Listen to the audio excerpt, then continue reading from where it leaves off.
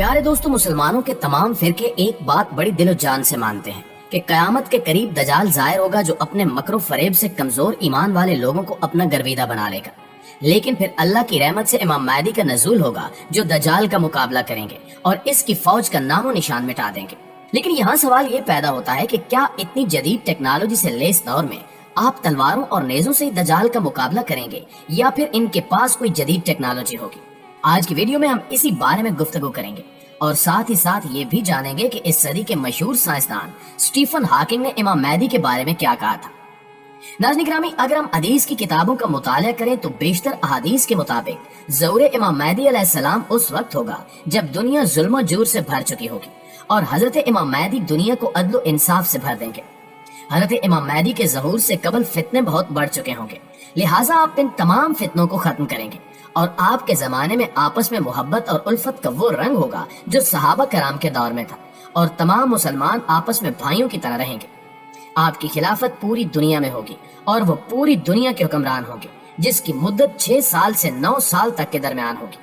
حدیث کے مطالعے سے یہ بات واضح ہوتی ہے کہ آنے والے دور میں امام مہدی اسلام میں کوئی نئی چیز لے کر نہیں آئیں گے، کیونکہ ہمارا دین تو پہلے ہی مکمل ہو چکا ہے۔ وہ تو مسلمانوں پر بیتنے والے مظالم کو ختم کرنے اور زمین پر خلافت راشدہ کا نظام دوبارہ قائم کرنے کے لیے تشریف لائیں گے۔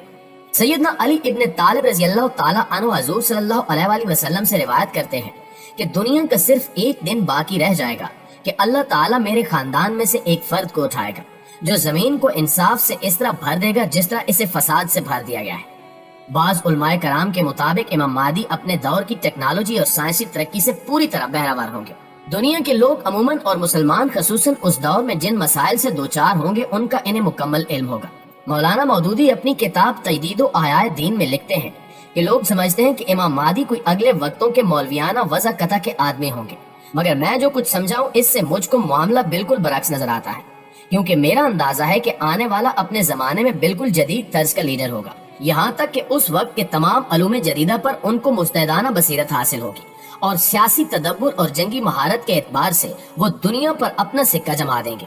ایک روایت میں آتا ہے کہ حضرت امام مہدی 7 پرچموں والے لوگوں سے جنگ کریں گے۔ علماء کرام کے مطابق یہاں 7 پرچموں والے لوگوں سے آج کے G7 کے ممالک بھی مراد ہو سکتے ہیں، یعنی برطانیہ، امریکہ، کینیڈا، جرمنی، فرانس، اٹلی اور جاپان۔ ان کے مطابق منافقین، عیسائی اور یہودی انہیں نعوذ باللہ اینٹی کرائسٹ یعنی دجال کا خطاب دیں گے، لیکن امام مہدی کی حکمت و تدبر کی وجہ سے دشمنان اسلام کو سخت ترین جانی اور مالی نقصان پہنچے گا اور وہ دن بدن نا امیدی اور مایوسی میں تبدیل ہوتے جائیں گے، حالانکہ ان گنت سائنسی اور فوجی قوت ان کے پاس موجود ہوگی۔ دجال کچھ اس طرح کا رویہ اختیار کرے گا کہ ہر دھوکے باز، ظالم اور اقتدار کے بھوکے فرد اور اقوام اسے اپنا نجات دہندہ سمجھ لیں گے، چنانچہ منافق مسلمان بھی اس موقع پر امام مہدی کا ساتھ چھوڑ دیں گے، بالکل اسی طرح جیسے انہوں نے کبھی حضرت حسین علیہ السلام اور حضرت عبداللہ بن زبیر رضی اللہ تعالیٰ عنہ کا ساتھ چھوڑ دیا تھا۔ لہٰذا امام مہدی کے ساتھ بے وفائی کا سلسلہ اسی طرح جاری رہے گا، یہاں تک کہ مسجد عیسیٰ علیہ السلام میں ان کا بری طرح محاصرہ کر لیا جائے گا۔ اس موقع پر حضرت عیسیٰ علیہ السلام آسمان سے اتریں گے اور امام مہدی کے ساتھ مل کر تمام کفر کو شکست فاش دیں گے۔ ناظرین گرامی، بعض شیعہ کتابوں میں یہ روایت بھی ملتی ہے کہ عرب کے لیے نزدیک آنے والے شر سے ہلاکت ہے جس میں پرندوں کے پر ہوں گے۔ تمہیں معلوم ہے کہ وہ پر کیسے ہوں گے؟ پرندوں کے یہ پر ہواؤں میں تیزی پیدا کر کے بھڑکا دیں گے اور ان ہواؤں میں آگ کی تیزی داخل ہو کر شعلوں کی صورت پیدا ہو جائے گی۔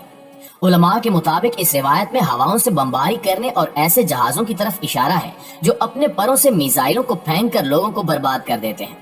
جبکہ اسی روایت میں ان ہواؤں کے چلنے کے بعد عورتوں کا اپنی عزتوں، عصمتوں اور مردوں پر رونے کا تذکرہ اس بارے میں باقاعدہ تصریح سے معلوم ہوتا ہے، اور یہی نقشہ امام مہدی کے دور کا نقل کیا گیا ہے۔ اسی طرح حضرت کعب آبار رحمۃ اللہ علیہ کی بھی ایک روایت ہے جس میں آپ نے فرمایا، پھر اللہ تعالیٰ رومیوں پر ایسے ہوائیں اور پرندے مسلط کر دے گا جو ان کے چہروں کو اپنے پروں سے مار مار کر ان کی آنکھیں پھوڑ دیں گے اور ان کے لیے زمین کو پھاڑ دیں گے۔ ان پرندوں کی تیز آوازوں سے زمین میں سخت حرکتیں رونما ہوں گی اور یہ رومی زمین کے گہرے گڑھے میں دھنس جائیں گے۔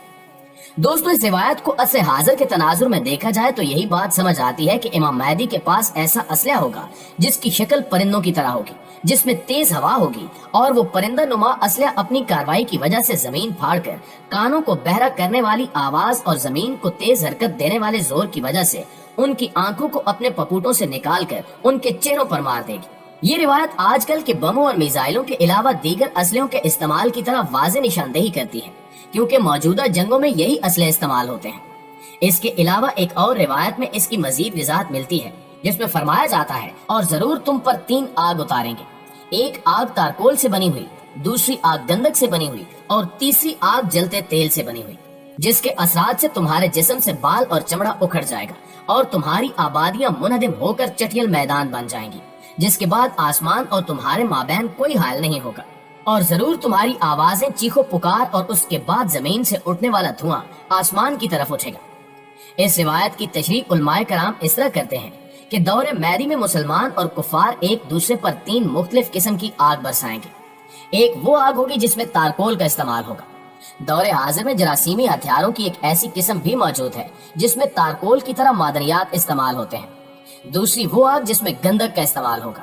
موجودہ مولک اسلحے میں گندک اور تیزاب کا استعمال عام ہوتا ہے، جس کے گیس نما خطرناک اثرات کی وجہ سے متاثرین کے جسموں سے چمڑے اور بالوں کے ادھڑنے کے علاوہ موذی بیماریوں کے خدشات بڑھ جاتے ہیں، اور ان دنوں شامی فسادات میں اکثر خبروں میں ان جیسے ہتھیاروں کے استعمال کا انکشاف ہوا ہے۔ اس کے بعد وہ آگ جس میں تیل ہوگا۔ جراثیمی اور مہلک ہتھیاروں میں بیرل بم کا ذکر اکثر و بیشتر ہوتا رہتا ہے، جن کے استعمال کے بعد متاثرین کے بدن آگ لگ کر جھلس جاتے ہیں۔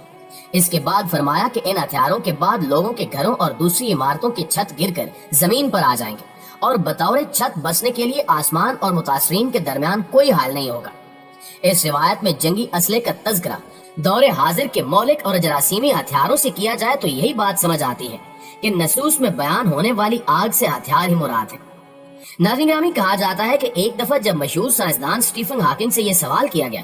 کہ آپ کے مطابق تیسری عالمی جنگ کیسی ہوگی، تو ان کا کہنا تھا کہ مجھے یہ تو نہیں پتا کہ تیسری جنگ عظیم کیسی ہوگی، البتہ اتنا ضرور کہوں گا کہ میرے مطابق ایک چوتھی جنگ بھی ہوگی جو کسی ٹیکنالوجی سے نہیں بلکہ لاٹھیوں سے لڑی جائے گی۔